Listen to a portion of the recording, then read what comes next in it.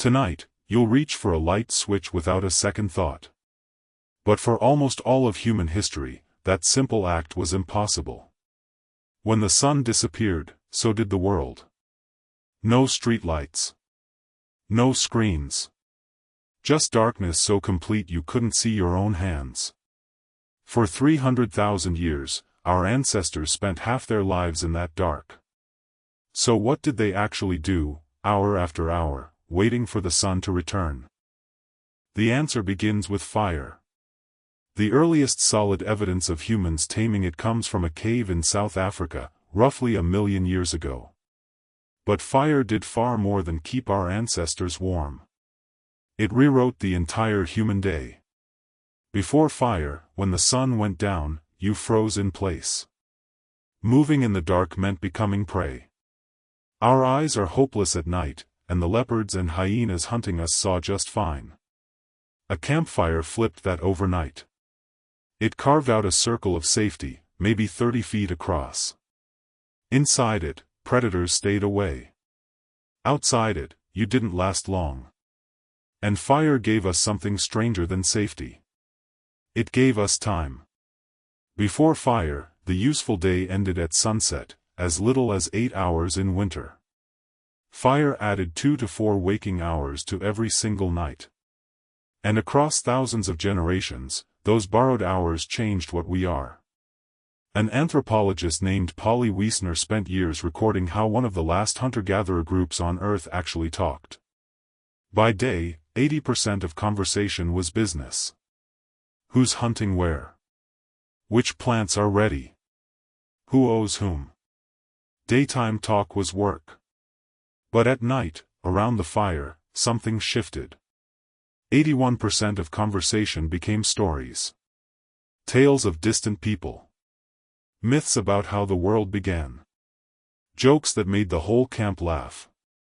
Wiessner argued that firelight is where human culture was actually born. The campfire was the first theater, the first classroom, the first church. It's where we learned to imagine things that didn't exist yet. It's where we became us. But fire wasn't the only thing the night reshaped. There was something else happening in the dark, something science only rediscovered in the last 30 years. You were never built to sleep the way you sleep tonight. In 2001, a historian named Roger E. Kirch published a finding that quietly rewrote sleep science. He had spent 16 years buried in old documents, and the same detail kept surfacing, more than 500 times.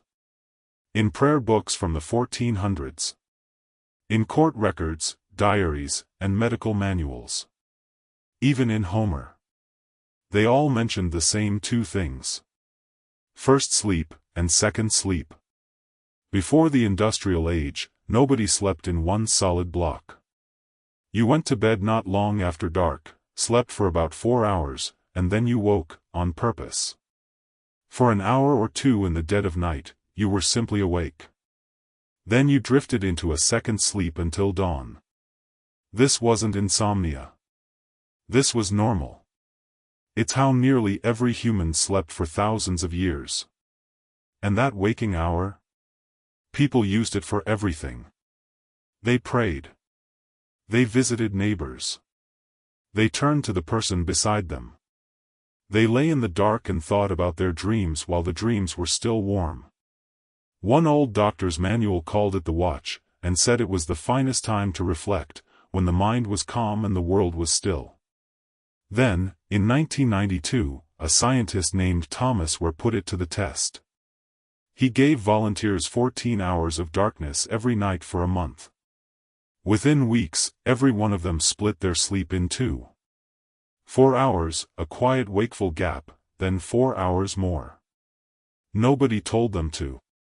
Their bodies simply remembered.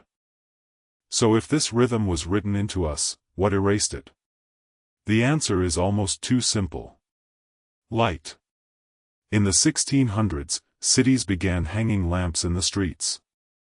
Paris was among the first, under a king who wanted less crime in the dark. London soon followed. Slowly, the night stopped being a wall you couldn't cross. Then came cheaper candles. Then gas lamps. And in 1879, Thomas Edison sold the world the electric bulb. Within a single generation, the night the human species had known for 300,000 years simply switched off. We forget how feared the dark once was. The word curfew comes from the old French couvre-feu, cover the fire. A bell would ring across a medieval town, and everyone would smother their flames, because night was meant to be dark. To be outside after dark with no lantern was, in many places, a crime. The night belonged to criminals, and to ghosts. People feared it in a way we can barely imagine. And then we beat it. We flooded the dark with light and called it progress. But look at what it cost. We now sit in artificial light for 7, 8 hours after sunset.